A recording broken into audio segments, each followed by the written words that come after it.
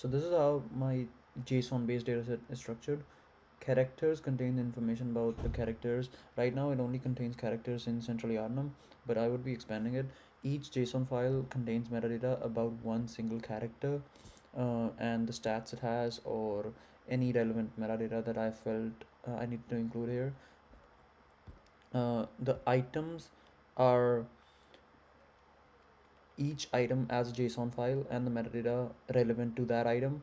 Maybe a healing item such as the blood vial would have a heal amount associated with it, but the Molotov cocktail would have a damage associated with it. But they would both the heal amount and the damage would both fall under the effect key in the JSON file. The locations are basically rooms or passageways in central Yarnum right now, and I felt again that each room should be a separate JSON file instead of one single maybe areas such as the central Yarnum having all the rooms in one JSON file, so I would have to scroll through them, and I don't think it's scalable. If I put it all in one file, I would like it in separate files.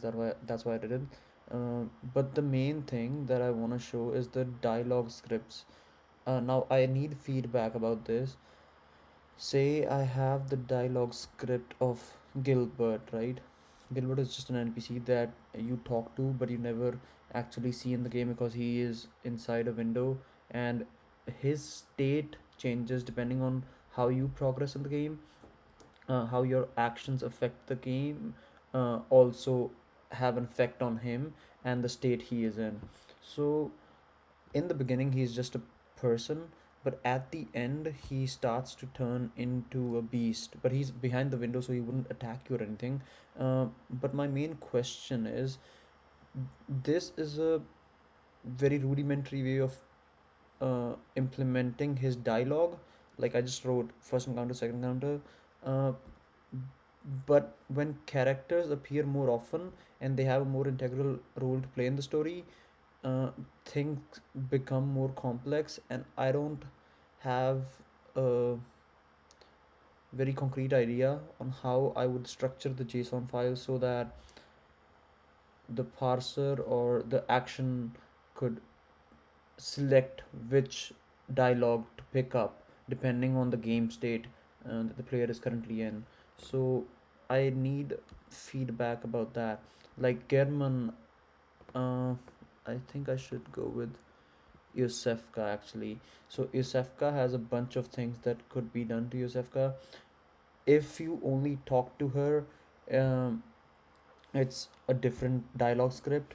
But if you attack Yusefka's door, uh, it's a different dialogue script. So depending on the action that the player does, it's a different dialogue. But if you only choose to talk to Yusefka, if you say you choose to talk to Yusefka the second time, right, and you give her a blood vial, then you would activate this dialogue script. But if you attack her door at any point throughout the game, for the first time it says oh, and the second time it says please stop, and maybe if you keep doing it she stops talking to you. But I don't know what kind of, like, am I doing this right, or am I supposed, I don't think using custom keys is very modular and scalable, because each character would have a different event associated with it, him or her. So please give me feedback on how I should structure dialogues of each character, so that I can retrieve the dialogue line based on the event that has happened right now in the game, or maybe the current state of the game.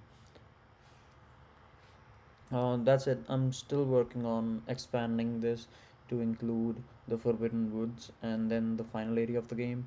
Um, but if you could give me feedback on how to deal with this, it'll be very helpful. Thank you.